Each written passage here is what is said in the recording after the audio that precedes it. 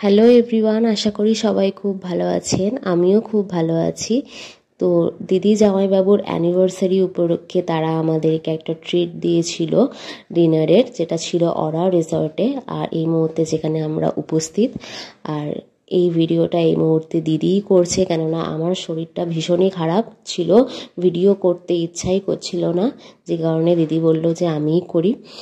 আর আমার শরীরটা ভীষণ খারাপ ছিল, সেই জন্য ভালোভাবে রেডিও হয়নি, কোনো রকমভাবেই আর কি রেডি হয়ে বেরিয়েছি।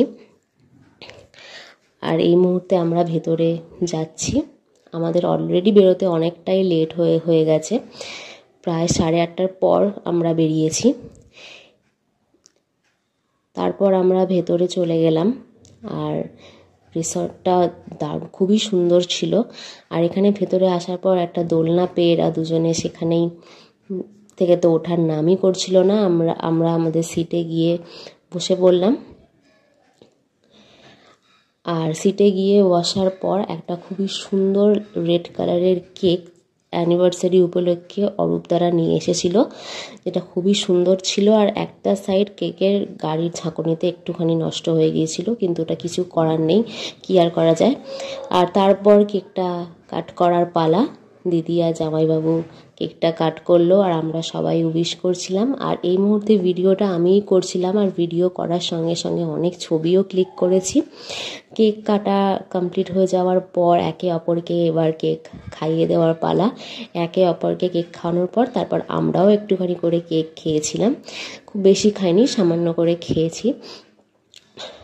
তারপর কেক কাটার পালা শেষ হলে এবার গিফটের পালা, যেটা অরূপ দ্বারা দিদি জামাইবাবুকে দিয়েছিল। গিফটের মধ্যে ছিল এই খুবই সুন্দর দেখতে একটা ঘড়িটা ভীষণ সুন্দর হয়েছিল, সবার খুব পছন্দ ছিল। তারপরে চলে এসেছিল আমাদের স্টার্টারে সবার প্রথমে ছিল তন্দুরি চিকেন, আর তারপরে আমার ফেভারিট মোমো আমার খুবই ভীষণই প্রিয়।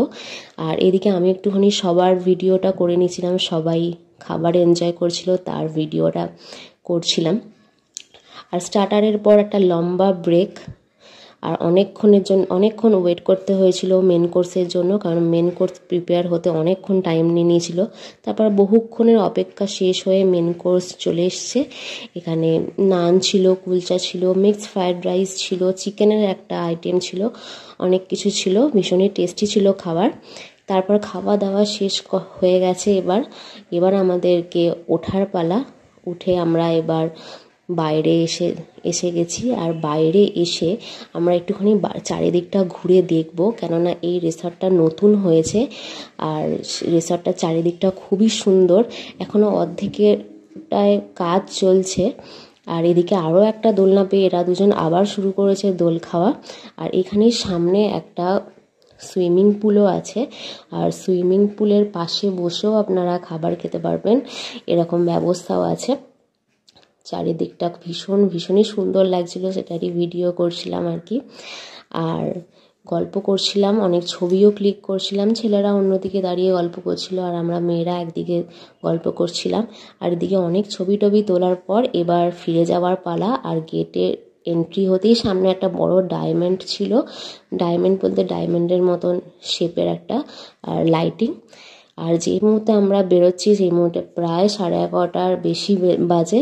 এরপর আমরা ফিরে যাব বাড়ি। দেখা হবে নেক্সট ভিডিওতে।